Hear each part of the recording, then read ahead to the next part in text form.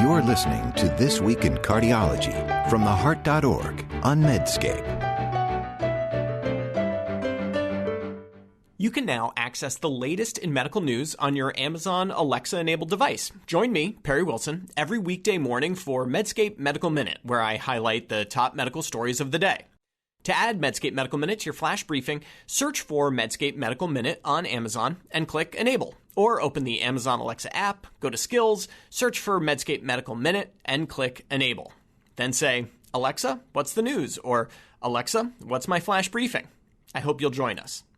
Hi, everyone. This is John Mandrola from theheart.org Medscape Cardiology. And this is This Week in Cardiology for August 20th, 2021. This week, COVID, Simpson's paradox, left atrial appendage closure, multi-morbidity, and an ESC preview. The COVID situation continues to be focally quite bad. Hospitalizations in some areas have risen to the point where many places are postponing elective procedures. We're close to that, but not quite there. But I'm going to focus on some mildly optimistic signs. First, states that were first hit seem to have seen cases peak. Look at the curves for Missouri and Louisiana and even Texas. The 7-day moving averages have flattened. I hope that's a good sign. Now, while the world would have been better off without this virus, for sure, I want to highlight 3 positive aspects of the current situation. One positive has been the pressure to do same-day discharges after procedures. This has forced many of us, me included, to break out of our dogma that overnight hospital stays were necessary. Jason Andrade from the University of British Columbia has published on the feasibility of same-day discharge after AF ablation, and the COVID situation now has sped translation of this work, and I think it's a good thing. Another positive, vaccine efficacy has held up beautifully. While you've all heard of the rare breakthrough cases, the vast majority of severe COVID continues to occur in the unvaccinated. And given the near certainty that SARS-CoV-2 will become endemic, the main outcome measure now seems to me no longer cases, but hospitalizations. Another positive, the increase in cases has taught 2 important statistical lessons. And any time statistical lessons reach the public, the world becomes a better place. That's because numerical illiteracy drives a lot of terrible decisions. Now, the first lesson is the base rate phenomenon. We've learned that in states or countries that have high vaccination rates, most of the new cases of COVID occur in vaccinated individuals. Of course they do. I mean, even with excellent vaccine efficacy, there are much higher absolute numbers of vaccinated people than unvaccinated. The second lesson is Simpson's paradox, where it is possible to draw 2 opposite conclusions from the same data, and that depends on how you divide the data up.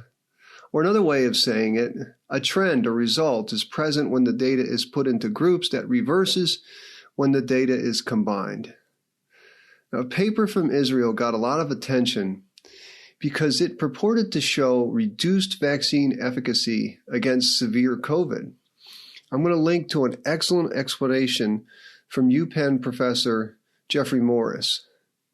The absolute number of severe cases was reported as 214 per 100,000 among non-vaccinated and 301 per 100K in fully vaccinated. Now that's almost the same. That looks quite bad. But there are 2 lurking variables. One is the base rate of unvaccinated versus vaccinated. There were 1.3 million unvaccinated, but 5.6 million vaccinated people in Israel. So now, if you adjust for that base rate, it ends up being 16.4 per 100,000 in the unvaccinated versus 5.3 severe cases per 100,000 in the vaccinated individuals. So that's much better vaccine efficacy at 67% when you adjust by the base rate. But wait, you have heard vaccine efficacy with Pfizer, especially for severe disease, is supposed to be greater than 90%. What gives with only 67%? Perhaps it's the Delta variant. No. No, there are more lurking variables. Recall that the vast majority of older people in Israel are vaccinated, while only 73% of younger folks are vaccinated. It turns out that actually 85% of the unvaccinated group are younger, defined as age less than 50. But also remember the age grading of COVID. Older people are much more likely to get severe COVID, which is another lurking variable. So now, if you break out the vaccine efficacy by age groups, you can compute the vaccine efficacy for severe disease for each age group. In younger people, the number of severe cases was 13x more likely in the unvaccinated. That translates to a vaccine efficacy of 92%. In older folks, the number of severe cases was 7x more likely in the unvaccinated. Vaccine efficacy there, 85%. So, indeed, the vaccine holds up well against Delta. The paradox here occurs because of the fact that both vaccination status and risk of severe disease are systematically higher in the older age group. Now, to be sure, there may be other variables such as the early versus late vaccination, but my main point here is not so much about vaccine efficacy. But my main point is that observational data is super complicated. When you randomize, you tend to balance both known and unknown variables. Observational data, though, requires thinking carefully about all the potential lurking variables. Whenever I see an observational paper that makes big conclusions, I pause and think, well, this is going to require going slowly and looking hard at the methods. My friends, understanding things like base rate and Simpson paradox are important because it inoculates you against being bamboozled by dubious scientific conclusions. And I'll put in some other links on Simpson's paradox, and I just am fascinated by it. Next topic is left atrial appendage occlusion. There are two stories to discuss this week on appendage occlusion. The first is that the FDA has given approval for the Amulet device. This is made by Abbott. It's a percutaneous appendage occlusion device that is different in design than Watchman. It's the same idea, though. It's mechanical stroke prevention. It's been used in Europe for many years, and it's quite popular there. What's weird about this approval is that it was based on the Amulet IDE trial, which is to be presented next weekend at ESC. Now, I'm sure the FDA has seen the data before we have, but we'll see. The Amulet IDE study compares Amulet directly with Watchman. It had 3 primary endpoints: a composite safety endpoint, an ischemic stroke and systemic embolism efficacy endpoint, and a device closure endpoint looking at the efficacy of device closure with transesophageal echo. Now, each of these 3 endpoints were tested with non-inferiority designs, and I think we're going to have to see the data, but I'm concerned that non-inferiority was used in all these endpoints. I mean, would we not want a device that was better, superior in some way? We will have to wait and see what kind of data is presented at ESC. And finally, I would have loved to have seen a third arm in this trial. What a huge thing this would have been. Imagine a non-procedural arm, Watchman, Amulet, conventional therapy. That would have taught us so much. The medical arm, for instance, would have had 0 upfront procedural complications. The second study, Jack Interventions published the second Watchman study. First author, Kirit Ahuja, sorry for the mispronunciation. Along with co-authors, they used a nationwide readmissions database to study the association between kidney disease, chronic kidney disease, and end-stage renal disease with in-hospital and short-term outcomes in patients who had appendage closure.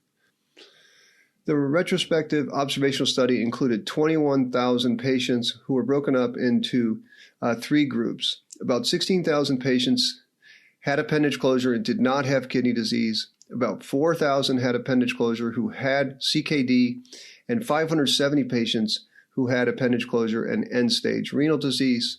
Now, the findings were not surprising. Patients with end-stage renal disease were 6.5 times more likely to die in the hospital after left atrial appendage closure than those without end-stage renal disease. The confidence intervals ranged from 3.3 to 12x higher risk of death. The absolute in-hospital death rate in patients who had left atrial appendage closure and end-stage renal disease was 3.3%. It's pretty high. CKD was associated with an increased risk for in-hospital acute kidney injury or hemodialysis and stroke or TIA. End-stage renal disease and CKD were both associated with increased readmissions, extending to 90 days compared with no CKD. And while there are wide confidence intervals and the definition of CKD is fluid, the general trends here highlight the added risk of harm incurred by patients with CKD when they have left atrial appendage closure.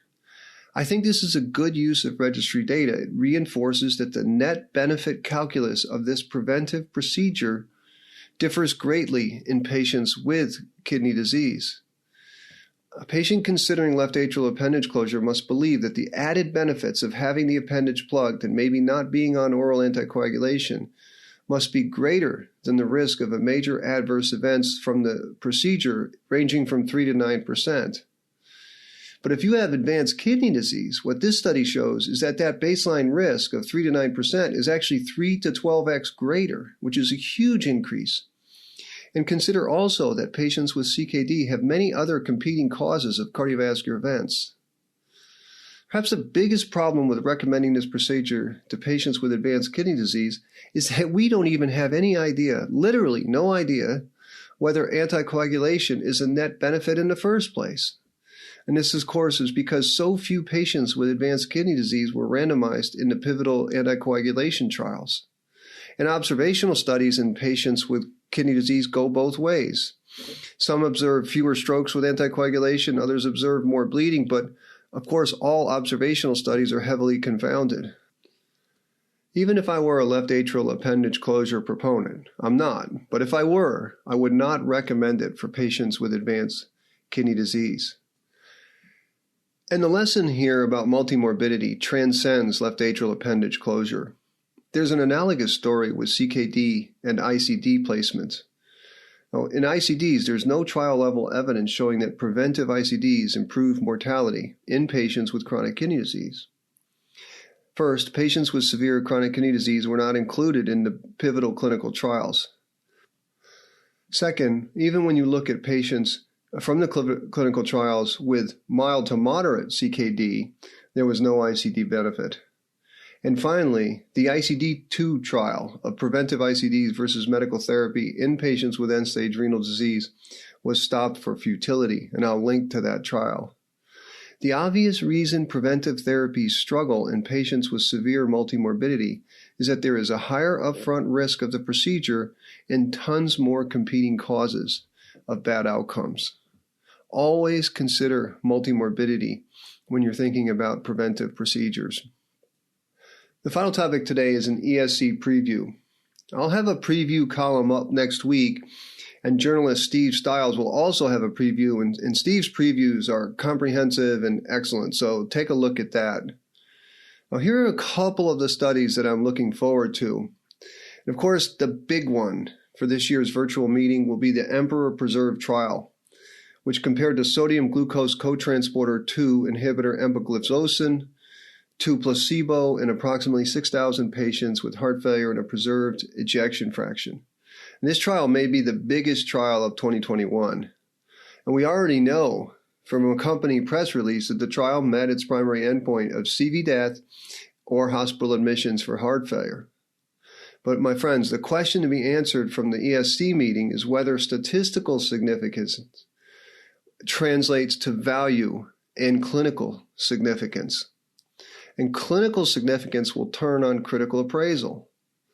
For instance, how robust was the reduction in outcomes? Now, everyone should shun arbitrary p-value cutoffs, but a p-value of 0.001 is going to be more robust than 0.04. But more important than the p-value, I think, is the effect size of the benefit. I'm looking for the absolute risk reduction and whether the primary endpoint was driven by CV death or the softer endpoint of heart failure hospitalizations. Also, do the subgroups here give us a clue to which type of patient may benefit more or less from the drug? When considering value, consider two extreme examples. A low-value case would be if empagliflozin barely reaches statistical significance, the primary endpoint is driven by only modest absolute reductions in heart failure hospitalizations with no reductions in CV death and no overall mortality benefit. But a high-value case for the drug would require a robust statistical result, reductions in both CV death and heart failure hospitalizations, as well as lower overall mortality, and we'll just have to see what the results are. A second trial at ESC really excites me, and this is on AF screening, and you all know that I've been a skeptic of AF screening. In fact, I'm a skeptic of any screening.